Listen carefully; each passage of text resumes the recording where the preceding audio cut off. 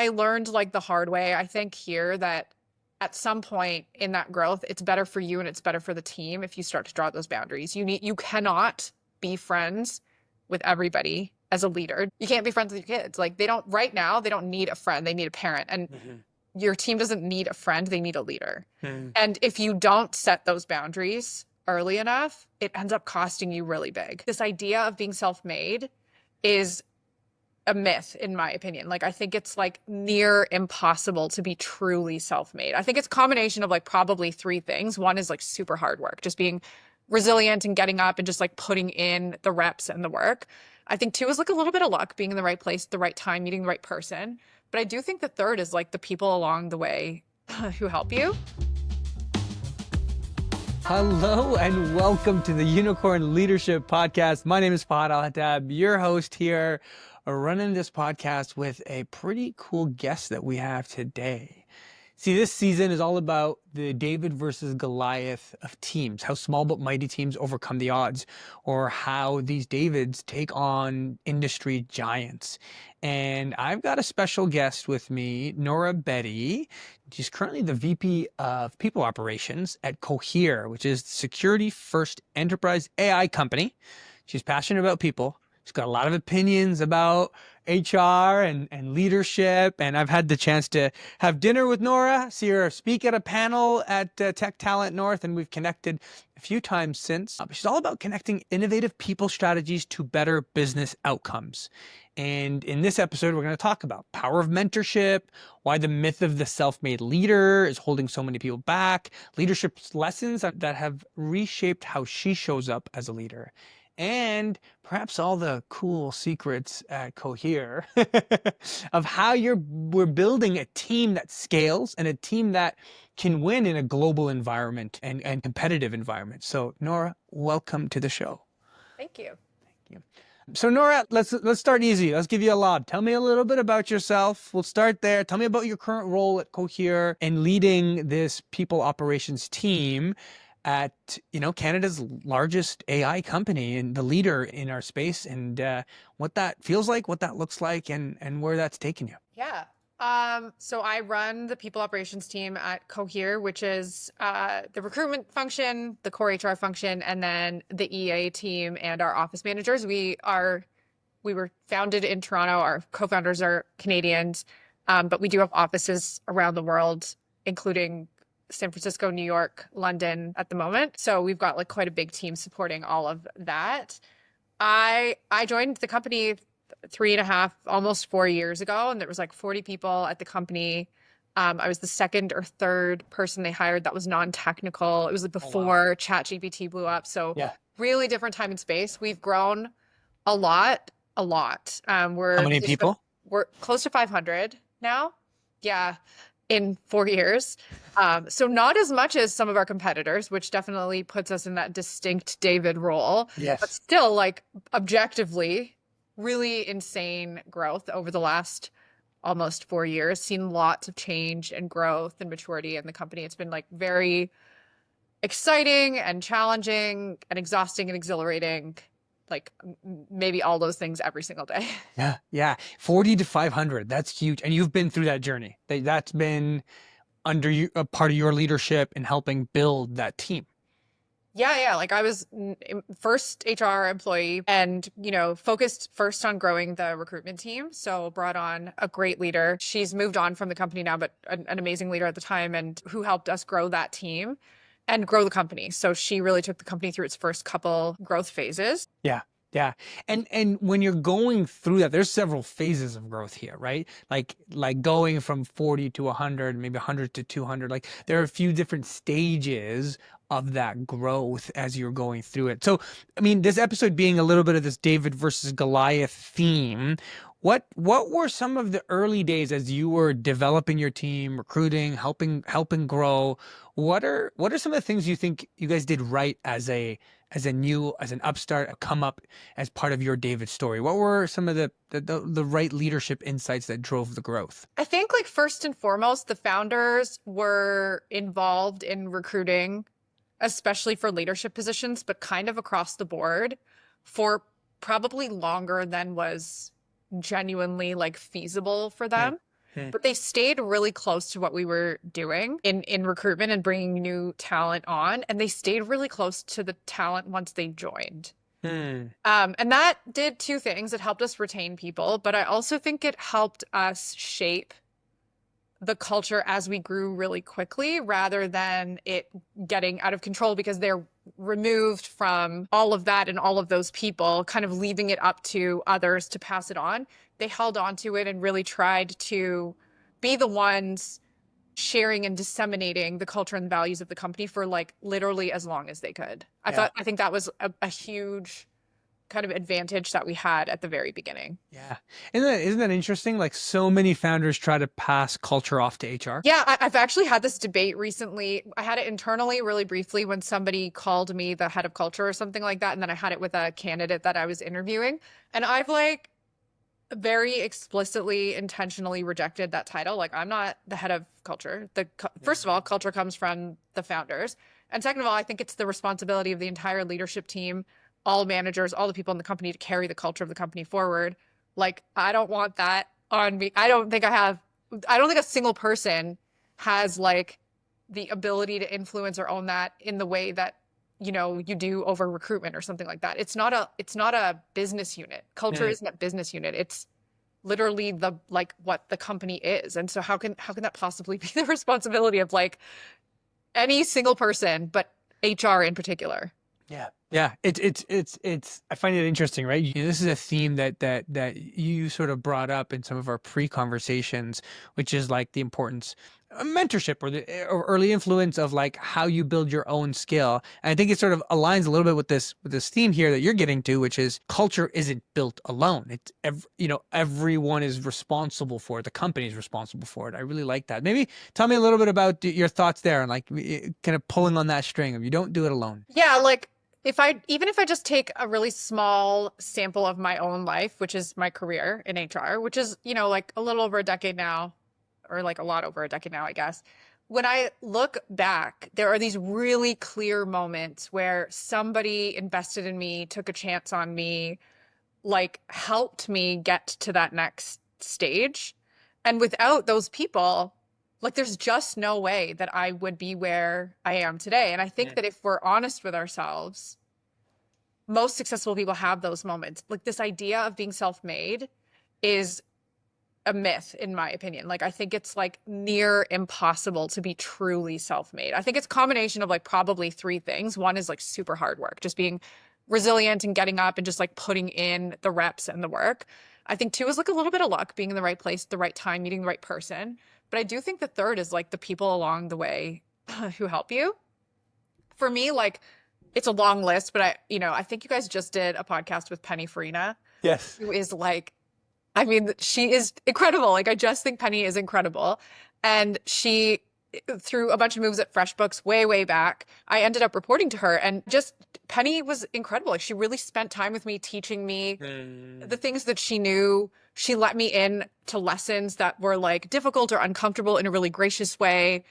I think about her once a week at least. Oh, Penny taught me this, or how would Penny handle this? Or I wonder what she would think of this. Like, and really without that investment, I don't think that my growth would have been what it was throughout, the rest of those years. I think it would be really dishonest to try to claim that I did this alone.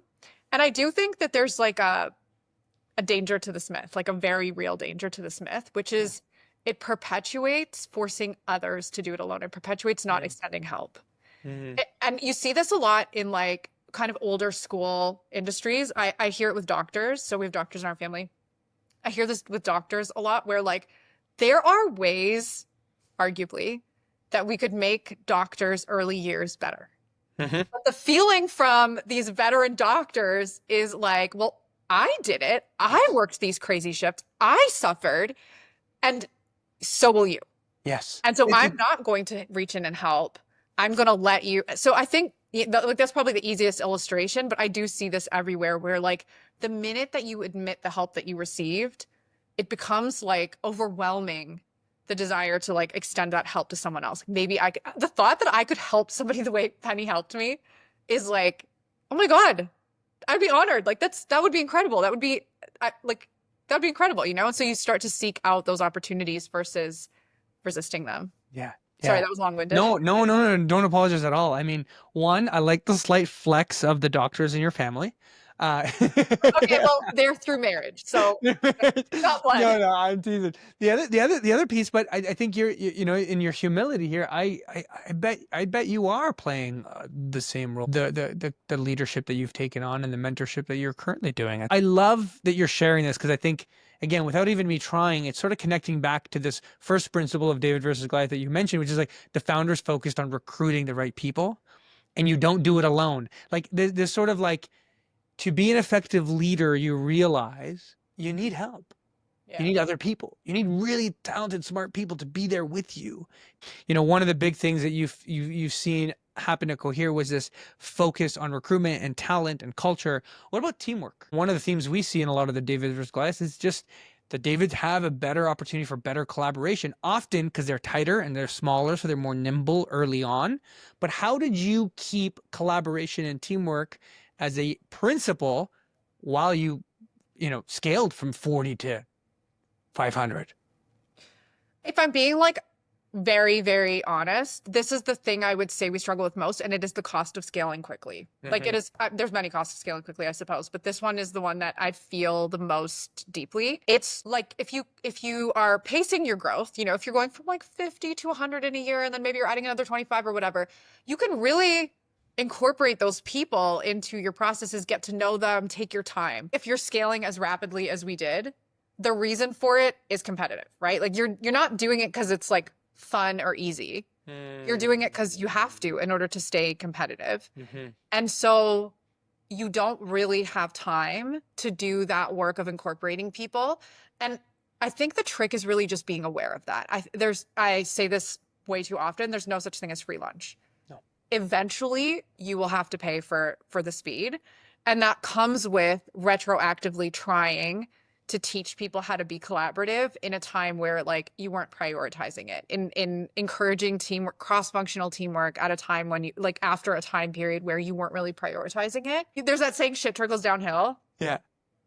The opposite is also true. So if you have a leadership team like that works well together publicly, it's just natural for the teams to start to see those teams, like the teams being represented by the leadership, as on the same side. And they start naturally working really well together. You can't force it if you don't have it at the very top. So it really is about paying special attention to your leadership team and how well they communicate and collaborate on the really big, important, visible things in the company. And so velocity was this key piece for Cohere, right? Like that's sort of what you're getting at. Velocity, speed, velocity in terms of growth. Yeah, we're in a space that like, God, I hate this analogy because I feel like everybody's using it, but this feels like the biggest thing since the dawn of the internet. Like genuinely, the impact and what AI is going to do to life is as big as the internet. Okay. And we're like an early internet company, right? Competing with these other internet companies, except we already have the internet. So everything is moving way faster than it was at the dawn of the internet. So on top of the fact that this is like that bleeding edge, it's moving so much faster than it was back then. Part of the need for speed, forgive my rhyme. Need for speed. I like that. I like that. I remember those video games. Is around talent. So everybody's the biggest thing we need are like the great minds thinking about this in each discipline. So it's not just, I think everybody's head goes right to the machine learning engineers. And yes, they are so important to this. But so are business minds that can think creatively about how to take this product to the market. So are marketers who know how to package this up and sell it. So are the designers who are going to be able to understand the user needs and user experience that we're trying to deliver. All of us are competing over a small group of people right now. It's like you got to move super fast to try to get these folks into your business to help you build it. You have to convince them that yours is the right bet to make. You know, you just have to do all of that work really quickly. Yeah. Yeah. Well, I mean, I think that's such a trait. Like when we're writing the book on this David versus Goliath stories, and we're studying a number of different companies and stories, and it's been this really fun journey. But one of the key elements is the Davids simply move faster they have higher velocity. They're able to prioritize speed in many of these cases. And it's cool to hear you say and just reflect it back as to this is key. And in your case, it was velocity for talent acquisition to kind of get the right people on the bus so that you can build the next phases. Now, what do you do in such a constrained talent environment where you're right? The talent that you're all searching for is, like you said, there's a smaller pool here. It's sort of expanding. What have been some of the strategies here that have worked for you in recruiting that talent, in finding the top talent, and in sorting through all that? It comes down to one necessary but insufficient thing and one necessary and very sufficient thing, which is mission and money. This is like, it's a time to take big risks and make big bets financially. Okay. So, and that's why like a lot of these companies, you need to be really well funded because the cost to do it is really big, but so is the cost to like build it, the cost of like people to actually build this thing. And what you do not want, Mike McDermott was the first one who really like talked about this with me at FreshBooks. The way he used to frame it was like, I don't want anybody distracted by compensation. And that could mean for you, I'm not going to pay like, I'm going to pay sort of like enough just to not distract you. But in our case, the numbers being thrown around were so astronomical. Like the competition was so fierce in this. Like we really had to focus very hard on ensuring that the things we were offering would allow people to perform unencumbered by this like nagging thought, I wonder if I could make a little bit more if I went somewhere else, right? Like you can't have them thinking that because then they're not focused on the work. I think the second thing is the work. Like what is the mission? How do you differentiate yourself as a company from all of the competitors that are out there? And you may want to focus on like 2 or 3 that are really coming after your talent. Like, why is this better? And you want to make things, you want to be able to say all things being equal. So you got to make things as equal as you can on the sort of tactical front, but what is it? And that's really where founders come in, right? Like that's where founders and for us, like our chief scientist, Phil Bluntum, like these folks coming in and being able to like paint a picture of what we're trying to build, what each person's role is within that. That's super important to folks these days is like, well, how am I going to influence this? I don't want to be a cog in a machine. I could go do that somewhere else. So yeah, marrying that compensation piece with that mission piece is critical to that talent competition. Yeah. And maybe one of the through lines here, in addition to mission, I think you sort of mentioned at the end, we find this so often. It's like, it's contribution. What's my impact? Right? Like, and there's a diminishing return on that with size. As you get bigger and bigger, sometimes harder to feel that immediate impact, right? You are a bit of a cog in the machine because the machine is getting so big. And so I think as you're smaller, as you're part of your Davids, you can recruit really good talent that can be like, I'm going to create something here that is new, that is different. I'm going to reshape the world, the internet with the work that I'm doing. How do you deal with contribution now at the size that you're at? So it's still not big enough for it to feel, anonymous. I think that's probably closer to 1,000, like maybe 750 to 1,000. And I actually think what you do there is stop trying to convince people that like they're not having the same impact as they would if we were 250. Sell a different value. Like figure out like, okay, fine. So I'm not going to have, if you want to have that kind of impact, you got to go find a company that's 100 people, 200 people, 40 people, whatever it is. But there's got to be these advantages to working at a company in a competitive space that is still like fighting for a top spot that's 750 people. And you need to figure out what that value is. So like identifying it at each stage and not trying to pretend that you're a startup when you're long past it, like startup literally means you're starting up. Like how long can you possibly play that card? I don't know. Right. So yeah, just figuring out at those other inflection points, like what keeps the people around? Why are they still here? Staying really close to that on the ground. Like, why are people still here? Especially people who are here, who have been here for a long time and are staying. And using that to create your value proposition when you're trying to recruit new talent.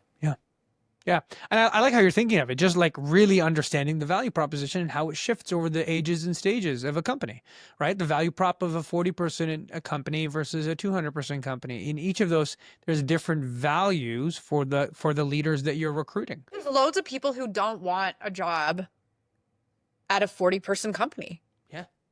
And there's lots of people who don't want a job at a 4,000 person company, but there's, you just have to figure out like what is great about Cohere right now. Yeah. And how do I make sure that people like know that? So there's this whole theory around risky play, right? My husband's Yes. super into this. And letting your kids do kind of physically risky things that are probably going to result in them getting hurt, but like letting them do it. Now there are consequences. If they do the risky thing and they fall, they're going to end up with like a bloody knee. Yes. That's fine. But if it's so, in our case, like somebody does a risky thing, takes a risk, makes a decision, it turns out to be the wrong decision. I'm not saying they're not going to have to clean up a mess. I'm not saying that they're not going to need a Band-Aid, but I am saying like the way I respond to that, if I freak out, I promise you they're not going to do it again. Just like if I freak out when I see my kid's knee, they're never going to climb back up, right? I have to just be chill. So you have to be super chill. Yes. You can find a pillow to scream in or like whatever, but instead of your team, you need to show up super chill and work through with them. I think it's worthwhile to spend the time understanding, well, like, why did you take this risk? And could you have foreseen that it was going to end this way? Like, so was it the right risk? And then just kind of like, all right, cool. We learned something. Like, let's move on and do it again. Yes. Yes. I mean, that's the power of skin in the game, right? You have to allow your employees to have upside risk and downside risk when they make a decision. You have to feel the pain of your decision if it goes bad. And then you have to feel the reward if it goes well, right? Do you actually have skin in the game or skin in the decision that you're making? And how you react to it. Now, that's interesting. I'm going to challenge you here for a moment because I heard you don't love the concept of psychological safety, but I think you just described it. Okay. I think you actually described its true intent. And I think it gets caught up in something else because the true intent of psychological safety is to feel safe enough to take a risk so that if you do fall, you're not in shit. But I'm going to defend myself. I did not say I don't like psychological safety. I specifically said I think that it has morphed into something that is inappropriate for work relationships. Like I think it's become this really broad concept that is bleeding into personal like realms. Yeah. And it's kind of an impossible standard. Like, hey, you know what? I am your boss. Like, I'm not your friend. I'm not your mom. I'm not your wife. I'm not your therapist. I'm your boss. And I want you to feel safe within a work context to come to work and take work risks and things like that. But I think there's a lot being talked about and written right now about this, but it's just become this like really big and kind of impossible thing. And also a way to hide behind. Yeah, it's shorthand. Like I don't have psychological safety and like I don't even know what that means anymore, you know? Yeah. But yeah, you're right. I hear you. I'm teasing. We've always said we teach psychological safety and it has its limits. And in the sense here, it's like you connect so that you can correct. We build psychological safety so that I can coach you and push you. But if I'm just creating safety and you're never allowing me to put you into pressure situations or uncomfortable or push you to try something new or take a risk, then we're just creating a fun little country club for us to all hang out in. That's not the point. I'm not really into it, you know? I don't want to be part of a country club. No, but like, right? Like it's, the point is I was thinking of like, I mean, sports examples, but like you grow up playing sports, your coach would yell at you and scream at you, run harder, go fast. There's an element of like, you felt safe with your coach because they're like, they care of us, but they're also able to push our limits. And it's that risky play plus push our limits. It's like, can we create a space? Because I like what you said about risky play. How do we create space for people to do more risky play? To take those chances. Yeah, and I think this is so I'm gonna use psychological safety and trust building interchangeably here. I think it is about building trust. I have this like analogy that I use. I don't remember where I got it. It's this notion of like a trust bank. And so you have to, in order to be able to push your team, you need to make deposits into your trust bank. And the way to make those deposits, there's many ways to make those deposits. Vulnerability, being a consistent source of like a steady source in their world, being open, honest, candid, but kind to them.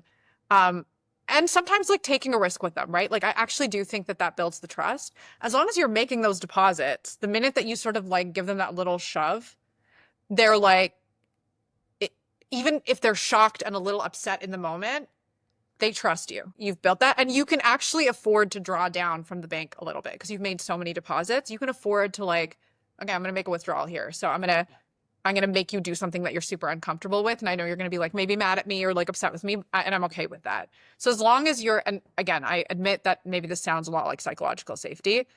But I also hear you on how far it's being stretched. Like it's being overplayed and made into this. Like I'm supposed to just feel good at work all the time. No, that's not. Not going to. No, I don't feel good at work all the time. no. I mean, I hope that people feel good at their job most of the time. That's what I want. Most of the time, the goal of leadership is to help our people accept the cost of transformation. And that doesn't always mean you're happy with it, but you accept the cost of the transformation, which is sometimes painful. Yeah, they talk about this in parenting. Don't try to make happy kids. That's a bad goal. Yeah. You should try to make resilient kids and kids who can navigate the full spectrum of emotions and have the tools that they need to navigate those. But like aiming for happiness, the thing is, just to go back to something that you were saying, the cost of constantly being happy is that someone else is cleaning up your shit all the time. That makes you incompetent. Like you become just like, we've all met those people who it's like your mom to bed and watched your toilet. Like you never had to do anything for yourself, did you? And it's like, I don't want that for my kids and I don't want that for my team. You never had to deal with hard things. Yeah. Because it is dealing with the hard, difficulty, hairy problems. It's learning to take a bet and make a risk that like transforms you to be able to go like, that's a good risk. That's not good. Like that's a good, right? Like to be able to calculate it and make those decisions. Yeah. What have been some of the lessons? Where are some of the mistakes? Where are the missteps? So you're doing well with recruitment. You're doing well with culture. Do you feel like there's a lot of really good stuff going? The founders are very involved. You've got this, this risky play culture that you're creating in your own team. What have been some of the missteps? Where do you feel like you've made some bad bets in the last little while? Like as a company or as a person? Either or. Which would you feel comfortable diving into? Personal ones? Yeah. I can say that like I worked at Oracle and I also worked at Xero, which were the only two kind of like larger companies. I always worked in smaller companies. I think the largest company I worked for before this, other than those two, was like 200 people. Okay. And at 200 people, the type of leader that you can be is like approachable and very friendly and almost a friend to people, because it's like rare that at that stage you have to draw the types of boundaries that you do as you get bigger. And I think when I was younger and I worked at those big companies and I met, the SVP of whatever, their distance felt like cruel and sort of like stupid. Oh, this is corporate. Like you're just like being a bigwig. I learned like the hard way, I think here, that at some point in that growth, it's better for you and it's better for the team if you start to draw those boundaries. You cannot be friends with everybody as a leader. Just like, again, I'm sorry to keep bringing this to parenting. You can't be friends with your kids. Like they don't need a friend. They need a parent. And your team doesn't need a friend. They need a leader. And if you don't set those boundaries early enough, it ends up costing you really big. And they're really hard to set once those old patterns have been established. Like if you have those sort of like, and listen, I'm really close with my team. These people come to my home for dinner. We, text outside of work about. You still have friendship. But at work, like I'm not your friend, and I need to maintain that in order to, and as an HR person, unfortunately, you actually have to extend that out to the organization because they really need you to be an impartial, like fair, objective, sort of arbitrator sometimes. I think it's both. It like in a way, because you're actually describing how it is both. Like you have created a foundation of trust and friendship of like, I do care about you and I need you to know that I do care. But also we're professionals and we're here to do a job. It's not either or. The leaders like yourself who are doing a good job with it is you've sort of done both, right? Like I think that the key, it is both. I think that the key is that I need to show you that I care about you, but I don't need you to care about me in the same way. And what I mean, like super specifically, is as you get bigger and as you sort of grow and scale as a leader, you got to find your people of where to like dump your own frustrations. And those people are not your team. They don't need that from you. They need you to be, they need to be able to do that with you, but they don't need that from you, because it's like the first time you see your parents cry and you're like, holy shit, like the world is ending, right? you don't, my kid, my kids don't need that from me. My team does not need that from me. They need me to be a steady source. They need to believe that like I've got this. And so, understanding and same with my colleagues, same with other people in the business. They need to see the leadership team as like steady and that they have a handle on it. They don't want your deepest, darkest fears about the future of the company. Like you got to find somewhere else, whether it's your partner or your therapist or your friend or your colleague. And that's why like some of the groups that, we're part of as HR leaders have been amazing to me. Some of the people that I've met through working even at Cohere, some of the HR folks at some of our investors, like these are the people that you can kind of turn to be like, I'm scared or I don't know what to do or I need advice. But doing it with your team is just, it's so easy because they know they have the context. You're talking to them all the time. And listen, I'm transparent with my team. Like when things are tough, I'm transparent, but you have to I'm not bitching to them. I'm not. Yeah. It's not the place for it. You have to find your people. I mean, that's we do a lot of executive coaching at Unicorn Labs with a lot of our coaches, and that's honestly half the time with C-suites. Our executive coaches are just dealing with like, I have no one else to talk to about this, and we go, that's right. You shouldn't talk to anyone. You come to your coach to talk. That's why we pay this money is for you to go and say this to somebody that can like, okay, they can package it up for you and you can be on your way. You've divested yourself of this and you can like kind of move on with your life. Yeah. And help you refocus it, whatever it is. But that's a big piece. I think it's a really good kind of principle. As you're growing, you're sort of going through these different phases of leadership, and it's sort of what you're saying. And there's different boundaries that need to be set as you continue to grow. What about as a company? So as a company, what are the mistakes that the Davids maybe make as they start to grow in these different stages? What's a common mistake you see them making? Honestly, like, I don't know if there's something, I don't know why this is like top of mind for me, but it's that riskiness. So like, don't lose that. Be risk takers. And when I was at League, I was there for a very short time, but Mike Serbinis used to put out this newsletter every Friday. And I think he might still do it, which is insane. Like, that's incredible that the CEO takes his time. Anyway, the one that like sticks out to me, I was there, I must have read a million of these, but there's this one that sticks out to me where he talked about OODA loops, like OODA loops. And it was this tactic by some Air Force during, I don't know, probably World War II, where these, like, there was this phenomenon where these like under-resourced, tinier planes were winning in like air battles. I'm butchering this. And essentially what it turned out is that the greatest like determining factor of being able to win if you were smaller is your ability to take in new information, synthesize and adapt faster than your opponent. Even if your opponent is bigger, better armed, better funded, better resourced, all of those things, your ability to like be a risk taker. So take in new information, synthesize it and act on it. Be willing to change, be willing to make the bet. That was the like greatest predictor of winners. And it always stuck with me. It's like, it's not senseless risk taking, but it is never losing that ability. Don't just stick to something because you said you're going to stick to it. Be thoughtful, be critical, be analytical about like, what is the new information and do it constantly. So like taking in the landscape, what is our competition doing? What are we capable of? Like just taking all of that information and synthesizing it and making tiny like adjustments as you go in order to like win, I think is critical. And you can't lose that. It's easier when you're smaller because you're nimble. I get that. And as Davids grow, they become more like Goliath and they get weighed down. Don't get weighed down. Still do this. Reinforce it. Praise it publicly. Like make sure people know that this is in the DNA of your company. And I think that is a key to like keep it continuing to like be in the fight. Yeah. And as a leader of people, operations, what do you do?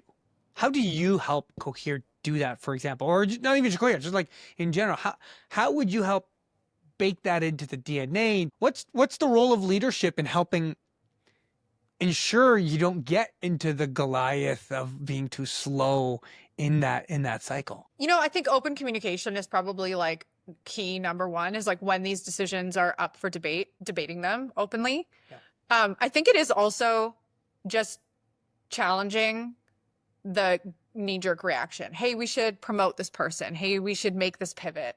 And it's like, no, they're too junior. They're too inexperienced. It's too big of a risk. It's too different from what we've been doing. We said we were going to do this other thing.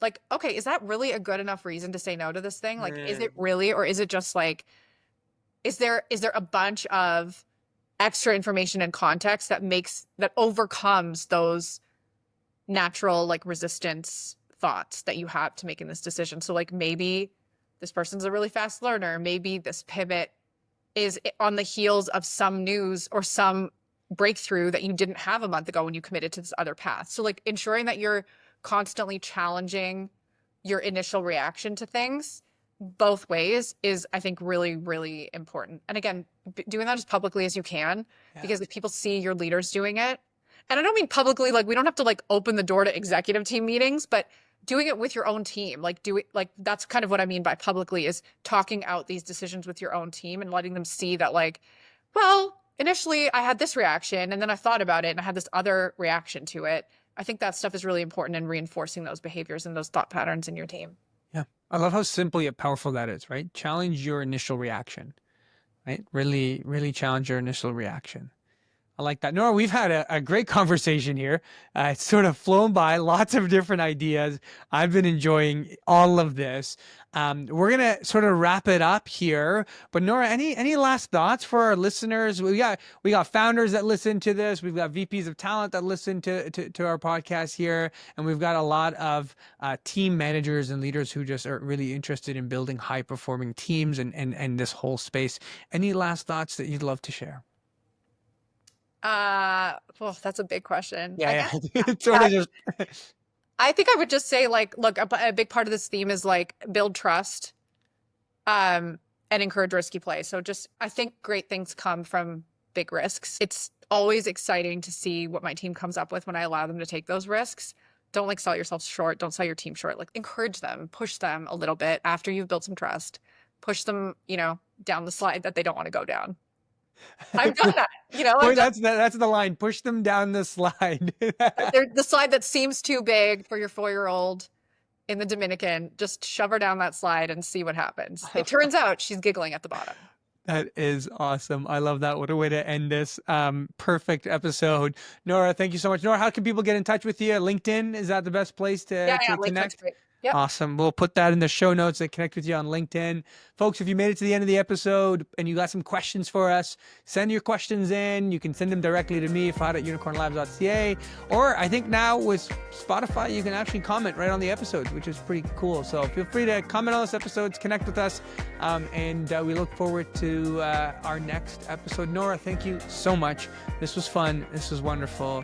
And we will chat soon. Thank you for having me.